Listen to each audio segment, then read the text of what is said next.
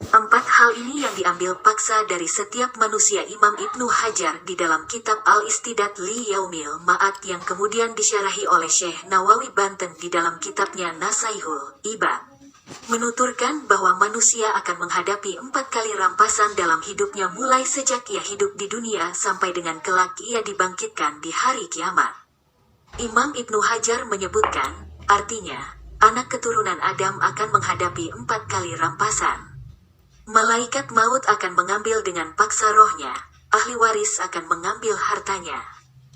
Cacing akan mengambil jasadnya, dan para musuh akan mengambil pahala amalnya.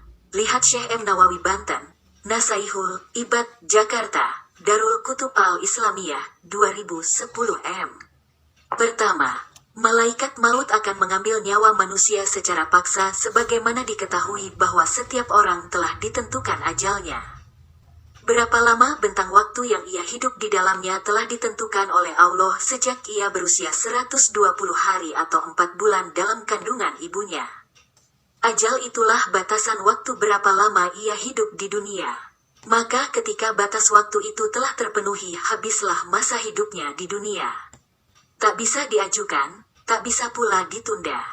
Mau tidak mau ia harus berpindah ke alam berikutnya, yakni alam barzakh.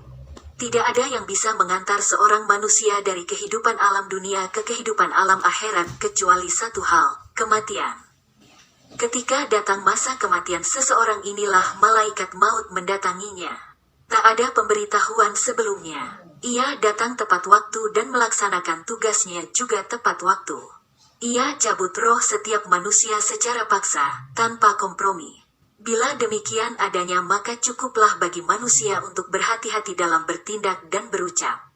Cukuplah hal ini sebagai rem yang mengendalikan setiap tindakan. Jangan sampai malaikat maut mencabut ruhnya dalam keadaan melakukan tindakan atau ucapan yang tidak dibenarkan oleh agama dan tidak diridhoi oleh Allah Ta'ala.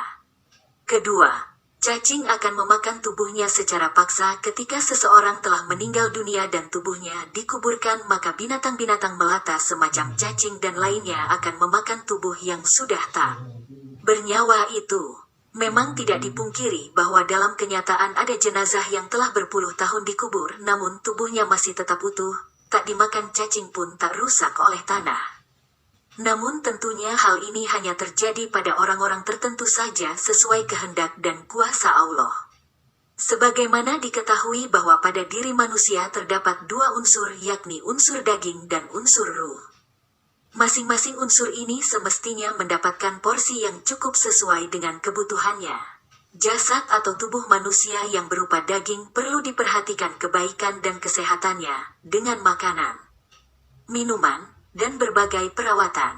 Demikian pula ruh juga mesti diperhatikan kebaikannya dan terjaga kesuciannya dengan ilmu yang bermanfaat yang mendekatkan kepada Allah. Namun tidak dipungkiri bahwa sebagian besar manusia lebih banyak memperhatikan daging daripada ruhnya. Untuk kepentingan daging ini tak jarang seseorang rela mengeluarkan berjuta hartanya. Makanan dan minuman yang enak dan lezat sampai dengan program perawatan tubuh yang berkelas dengan biaya yang tinggi adalah hal-hal lumrah yang banyak dilakukan oleh manusia untuk kepentingan dagingnya. Padahal daging yang diperhatikan dengan penuh seksama dan berbiaya mahal itu pada akhirnya akan menjadi makanan cacing belaka. Sedangkan terhadap ruh banyak orang yang enggan memberikan perhatian yang lebih untuk kebaikan dan kesuciannya. Makanan roh adalah ilmu agama yang bisa mendekatkannya kepada Allah. Sayangnya, lebih banyak orang mencari ilmu dan mencarikan ilmu untuk anaknya dengan tujuan kebaikan kehidupan dunia, bukan ilmu yang mengantarkan pada kebaikan akhiratnya. Padahal kelak ketika ia meninggal dunia ruh akan tetap abadi kembali menghadap Tuhannya. Banyak orang yang lebih memperhatikan daging yang kelak menjadi makanan cacing. Sedikit orang yang memperhatikan ruh yang kelak akan kembali kepada Tuhannya. Relakah bila ketika ruh kita kembali kepada Allah dalam keadaan kotor penuh noda? Ketiga, ahli waris akan mengambil harta secara paksa ketika seseorang meninggal dunia, maka mau tidak mau, suka atau tidak suka, semua harta yang ditinggalkannya akan diambil dan dimiliki oleh ahli warisnya. Harta yang selama bertahun-tahun dicari dan dikumpulkan, juga yang selama ini disayangkan untuk digunakan, mau tidak mau harus diberikan kepada ahli warisnya. Ia tak dapat menolak dan melarang. Yang menyedihkan adalah kelak di hari kiamat ia juga yang akan dihisap mempertanggungjawabkan semua harta itu. Ia yang lelah mencari dan mengumpulkan, namun orang lain yang menikmatinya. Sementara ia yang harus mempertanggungjawabkan di hadapan Tuhannya. Dari ini maka setiap orang mesti bijak dalam mencari dan menggunakan harta yang dimilikinya. Kiranya benar apa yang diajarkan oleh orang-orang bijak, bahwa harta yang kita makan telah habis. Harta yang kita simpan belum tentu menjadi rejeki dan dinikmati kita. Sementara harta yang kita sedekahkan itulah sesungguhnya yang benar-benar menjadi milik kita.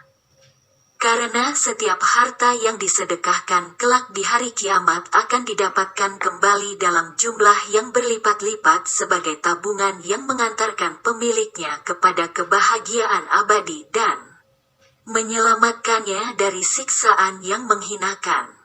Keempat, musuh akan mengambil pahala ibadah sebagaimana sering disampaikan oleh para ulama bahwa setiap perbuatan zalim yang dilakukan oleh seseorang kepada orang lain akan dimintai pertanggungjawabannya di hari kiamat. Bentuk pertanggungjawaban itu berupa dibayarkannya pahala-pahala ibadah yang telah ia lakukan selama hidup di dunia kepada orang yang dizalimi.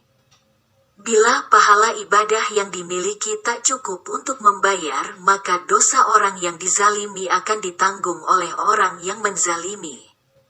Ia, setiap cacian, bulian, olok-olokan, cemoohan dan tindakan tak menyenangkan lainnya kelak akan dimintai pertanggungjawaban, selama yang dirugikan belum memaafkannya. Pahala amalan orang yang melakukan itu akan diambil oleh orang yang dirugikan. Meski yang diperlakukan tidak baik dan yang dirugikan tanpa hak itu adalah orang yang dibencinya atau bahkan musuhnya. Semua dapat menjadi penyebab bangkrutnya pahala amal sang pelaku. Dalam konteks kehidupan berpolitik saat ini, poin keempat ini barangkali perlu diperhatikan dan menjadi pegangan bagi setiap muslim dan mukmin di Indonesia. Jangan sampai pilihan politik menumbuhkan rasa benci kepada kelompok lainnya yang kemudian diikuti dengan berbagai tindakan tak pantas baik berupa ucapan ataupun perbuatan. Perilaku tak menyenangkan terhadap lawan politik dan pihak-pihak yang tak sepemahaman justru akan merugikan dirinya sendiri, setidaknya kelak di akhirat. Pahala dari amalan-amalan yang berpuluh tahun dihasilkan selama hidup di dunia mau tidak mau harus rela diberikan kepada lawan politiknya itu. Sungguh merugi bila urusan dunia politik yang remeh itu menjadikan seorang muslim dan mukmin kehilangan kebahagiaan kelak di akhirat. Nauzubillah. Wallahu a'lam.